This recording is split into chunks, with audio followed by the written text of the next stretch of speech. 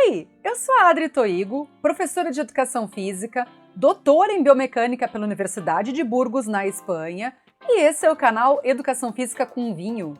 No vídeo de hoje, vamos te falar sobre critérios de avaliação de um diagrama V. Para ti que és professor e quer avaliar teus alunos utilizando esse tipo de ferramenta, mas estás em dúvida sobre como pontuar esse trabalho, ou então, para ti que é aluno e não tens a menor ideia de como teu professor vai te avaliar quando ele te pedir um trabalho utilizando essa ferramenta, fiquem aqui comigo porque esse vídeo é para vocês.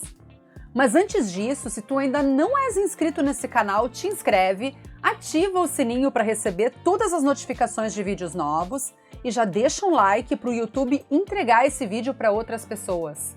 Também te inscreve no nosso Instagram, porque lá a gente tem outros conteúdos legais e de qualidade na área da educação física e sempre te avisamos quando publicamos vídeos novos. Antes de mais nada, se caíste de paraquedas nesse vídeo, não tens a menor ideia do que é um diagrama V, mas ficaste curioso, dá uma olhadinha nesse vídeo aqui e depois volta para cá.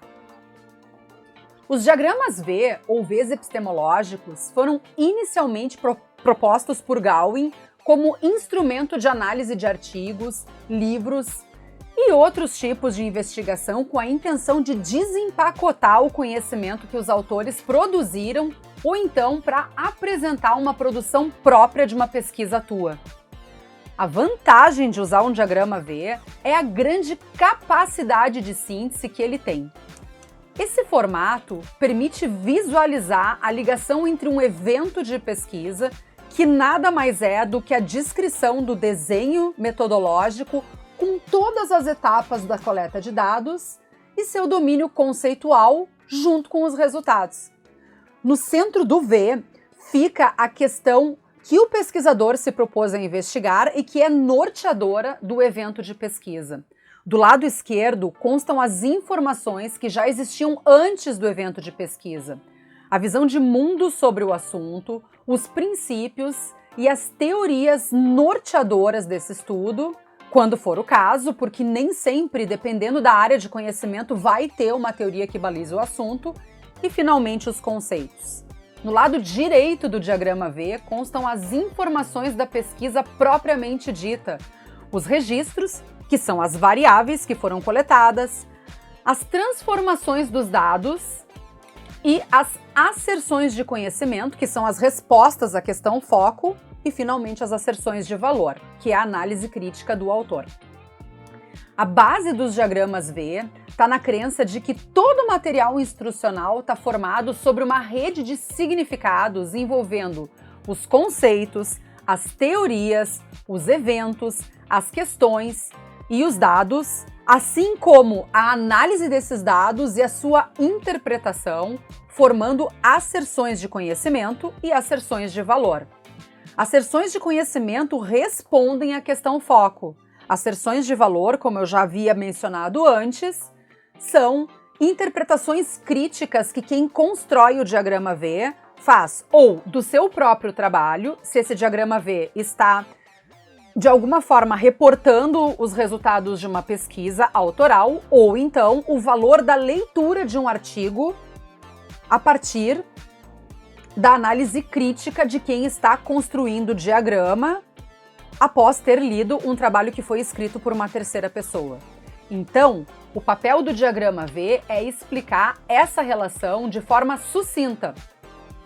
Quando os professores avaliam seus alunos usando os diagramas V, eles, professores, observam se os alunos estão refletindo e procurando relações entre a tríade evento, fato e conceito para a produção, então, desse diagrama.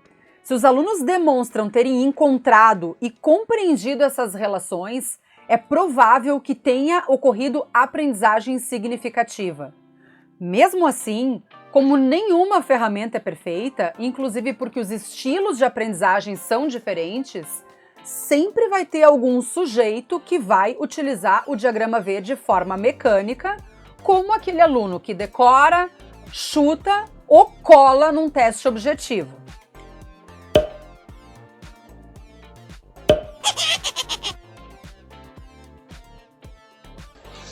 bom. Ok, sem mais. Existem proposições de diversos autores quanto aos critérios de avaliação dos diagramas V, inclusive do próprio autor, o professor Gawin, juntamente com o professor Alvarez. Eu fiz um compilado disso tudo e vou te sugerir um meio termo, que é uma adaptação minha para observar alguns critérios dentro de cada aspecto do diagrama. Se tu fores aluno, te preocupa em caprichar nisso. Se tu fores professor, podes te guiar por esses critérios e atribuir a pontuação da forma que tu achares melhor. Podes, por exemplo, atribuir metade da nota para a ferramenta e metade para a apresentação, e nesse caso tu escolhes o que tu vais observar na apresentação e quanto vai valer cada aspecto. O que tem que ficar claro para o aluno e para o professor é o que está sendo levado em conta.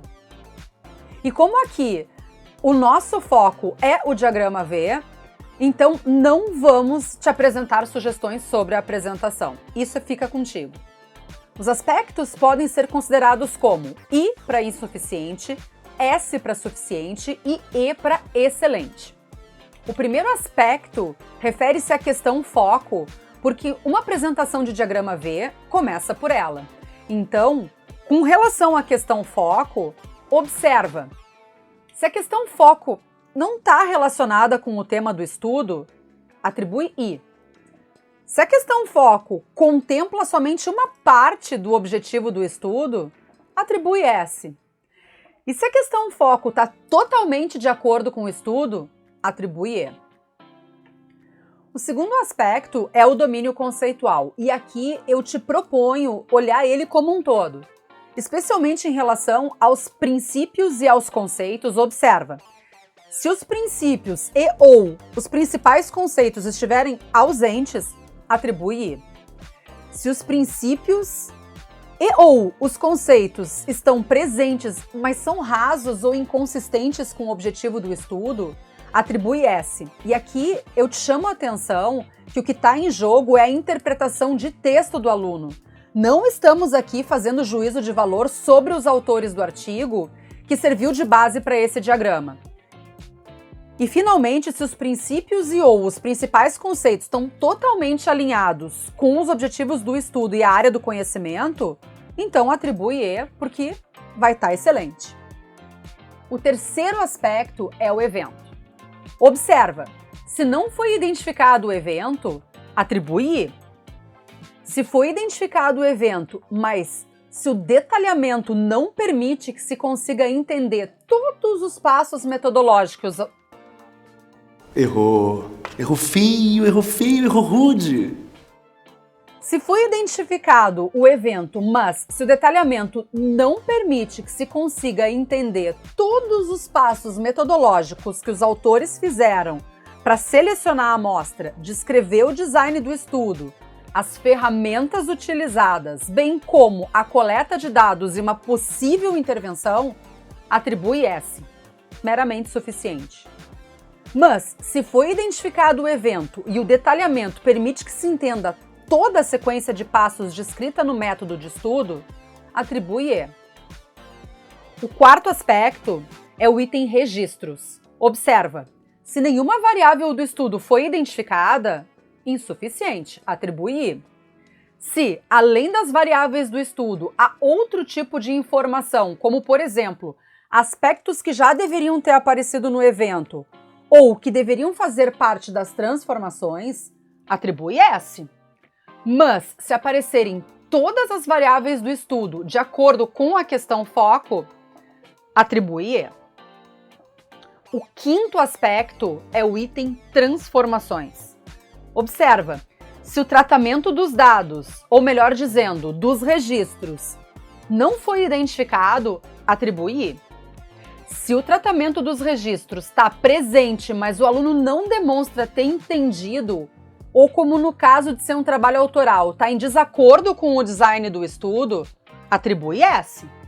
Mas, se aparecerem as transformações e as mesmas são explicadas demonstrando compreensão dos procedimentos bem como dos resultados, atribui E. O sexto item é asserções de conhecimento. Observa, se nenhum resultado for identificado, atribui I. Se somente alguns resultados aparecem não dando conta integralmente da questão foco, ou no caso de um trabalho autoral, as asserções de conhecimento serem inconsistentes com a questão foco, atribui S. E se as asserções de conhecimento forem consistentes com os dados e as transformações respondendo objetivamente à questão, atribui E. Finalmente, o 7º item é asserção de valor. Observa, se nenhuma asserção de valor foi identificada, atribui I. Se a asserção de valor não é referente à opinião do aluno que construiu o diagrama, ou, no caso de um trabalho autoral, a asserção de valor não apresenta a justificativa para ter sido feito esse estudo, atribui S, porque esse item não é a repetição das considerações finais, mas a análise crítica do artigo, ou no caso de um trabalho autoral, a justificativa dele, como eu tinha te falado lá no início do vídeo. Se não for possível atribuir um conceito final ao diagrama, podemos transformar esse conceito numa nota, que é o que elas queriam. Para insuficiente, eu atribuo 0. Para suficiente, eu dou meio ponto. Para excelente, eu dou o ponto inteiro. Eu multiplico a pontuação dos itens domínio conceitual, evento e transformações por 2. Somo os demais itens e chego à nota final, de modo que o máximo de pontuação seja 10. Eu quero te dizer que essa é uma possibilidade de avaliação e que, se tu fores o professor, podes adaptar tanto a pontuação como agregar outros critérios de observação dos itens do diagrama, uma vez que ele é uma ferramenta não tradicional de promoção da aprendizagem significativa. Essa forma que eu estou propondo, de novo, é uma adaptação dos critérios de outros autores nos quais eu me inspirei, portanto não é de modo algum uma escala validada que pode ser utilizada em pesquisa, mas é uma forma de deixar os critérios claros e objetivos para os meus alunos. Aliás, uma escala validada para avaliar esse tipo de ferramenta talvez nem faça sentido, justamente pelo fato de o diagrama V ser um instrumento não tradicional. Eu vou te deixar aqui embaixo, no primeiro comentário fixado, algumas referências que eu utilizei para criar os meus próprios critérios. Se tu ficaste comigo até agora, é porque provavelmente tu gostaste desse vídeo. Então, não esquece de verificar se estás inscrito no canal, ativa o sininho para receber todas as notificações de vídeos novos. E se esse conteúdo te ajudou, deixa um like para que o YouTube possa entregar esse vídeo para mais pessoas. Essas 3 atitudes são um gesto de carinho com a gente e ajudam muito no crescimento desse canal. Compartilhe esse vídeo com os teus colegas e fica à vontade para deixar um comentário para nós. Se queres contribuir para que a gente continue produzindo conteúdo baseado em ciência de forma gratuita, podes também nos ajudar com qualquer valor aqui pelo nosso Pix. Se não conheces o nosso perfil no Instagram, é esse aqui, @efcomvinho. Lá a gente sempre te avisa sobre vídeos novos e te entregamos outros conteúdos variados e de qualidade na área da educação física. Hoje eu vou ficando por aqui. Um beijo da bruxa e até a próxima!